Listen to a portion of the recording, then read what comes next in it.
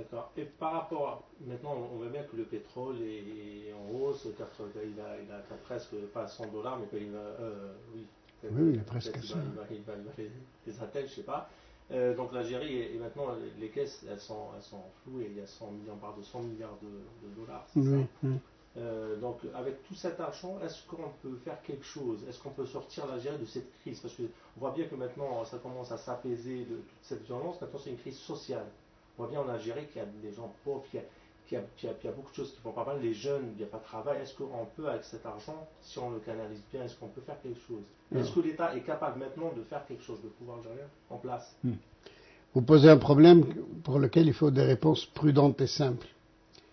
Bon, la troisième caractéristique de la situation économique actuelle, ce sont les inégalités, on n'en a pas parlé. Donc nous voilà dans un pays dans lequel le secteur public se porte très mal, qui a énormément besoin d'argent.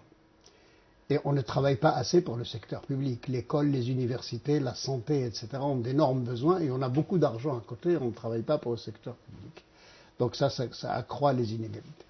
C'est un pays où la monnaie a été dévaluée il y a 10 ans et où maintenant il faut réévaluer cette monnaie, mais on n'a aucune raison, aucune capacité de le faire parce que la monnaie restant telle qu'elle, l'Algérie, avec ses 100 milliards, a un des salariats les plus bas d'Afrique du Nord. C'est peut-être le plus bas d'Afrique du Nord et il est au niveau pratiquement très bas en Afrique.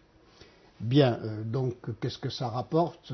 Il paraît que récemment on parle, je ne sais pas, d'augmenter les salaires des fonctionnaires. Bon, ce serait très bien s'ils augmentent les salaires des fonctionnaires parce qu'ils peuvent tirer la consommation et même s'ils tirent l'importation, peut-être qu'ils tireraient un petit peu de production algérienne et qui donnerait des profits à des producteurs de services et agricoles. Mais en dehors de cette mesure, je ne vois pas l'influence de ces 100 milliards. Maintenant, dire que nous possédons 100 milliards et que nous n'avons pas de secteur financier, c'est le grand scandale. C'est le grand scandale. Il faut bien dire que l'Algérie est partie il y a 20 ans lorsqu'on a commencé à faire soi-disant des réformes avec 4 banques publiques. Elle est toujours là avec 4 banques publiques qui ont été empêchées de travailler depuis. Tout le discours sur la création de banques privées, on a vu ce que c'est. Les intermédiaires se sont créés pour voler de l'argent et puis ils ont fait faillite. Il n'y en a pas qu'un seul comme on le croit. Toutes les banques privées ont fait faillite. Les banques étrangères sont arrivées aujourd'hui et elles travaillent sur la spéculation à court terme. Elles vont faire beaucoup, beaucoup, beaucoup d'argent en entraînant l'Algérie financièrement, malgré ces 100 milliards, vers une économie où les gens vont s'endetter pour consommer à court terme. Elles vont se faire financer par l'État pour financer les gens, ramasser de l'argent. C'est une situation assez grave. Donc, ça ne peut pas marcher parce que si vous avez de l'argent, il faut encore avoir une capacité financière. Il faut avoir une administration de l'économie qui fonctionne. Il faut avoir des banques. Il faut faire du crédit aux gens. Ces 100 milliards auraient été intéressants si on avait une politique du service public qui permet d'injecter cet argent dans le service public. Si on pouvait injecter cet argent dans le crédit pour les agriculteurs, pour les petits producteurs, etc. Ils ne sont pas là. Et on ne le fait pas.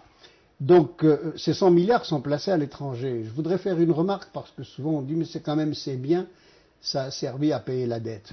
Bon, il y a deux remarques. Le premier, c'est que c'est faux. Le plus gros de la dette a été payé avant que les 100 milliards n'arrivent. Effectivement, les 100 milliards ont servi à payer. Mais pourquoi avoir payé cette dette-là à l'avance? On pouvait ne pas payer à l'avance.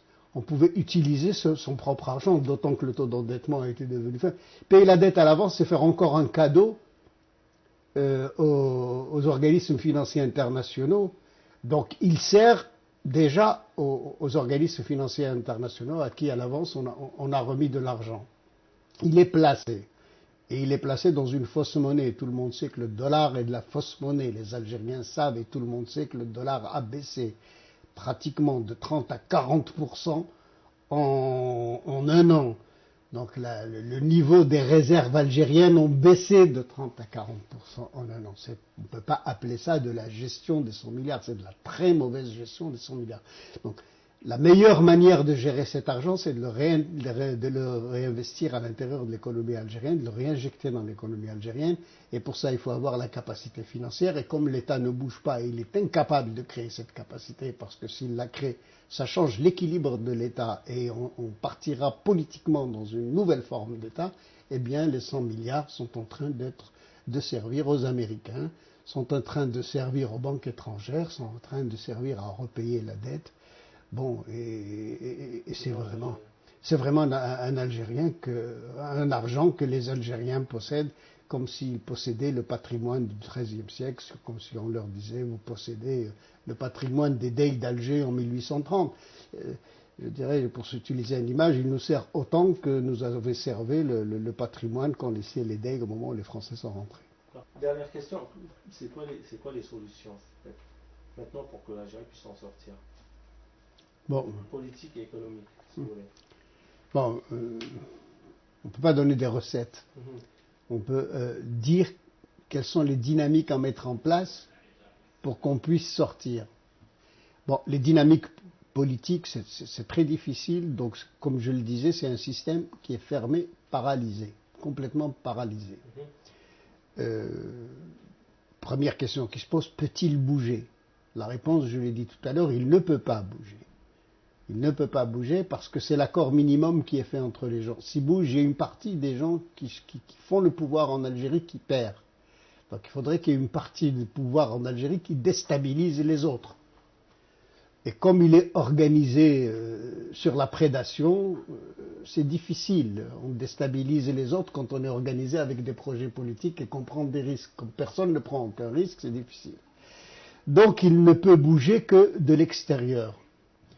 Bouger de l'extérieur, c'est des événements que ni vous ni moi ne pouvons imaginer, parce que ça fait partie du futur, qui viendrait de la société algérienne ou qui viendrait de l'extérieur. Bon, ces événements, on ne les connaît pas. On sait très bien deux choses, que le monde actuellement évolue beaucoup, que nous sommes dans une énorme phase de perturbations internationales qui font que tout peut arriver et que tout peut changer.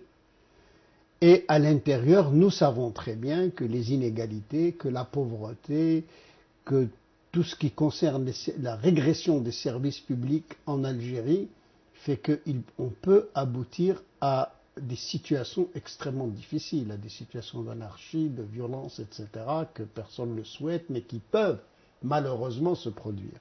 Donc qu'est-ce qu'il faut faire? Eh bien, tout simplement, il faut se former à une autre politique. Il faut se former à réfléchir partout en Algérie, tous ceux qui sont capables de penser et d'agir, tous ceux qui vivent les réalités algériennes, à essayer d'imaginer comment ça peut se faire autrement. On sait comment ça peut se faire théoriquement autrement. On sait qu'il faut revenir, qu'il faut rendre le pouvoir au peuple. Il n'y a pas d'autre.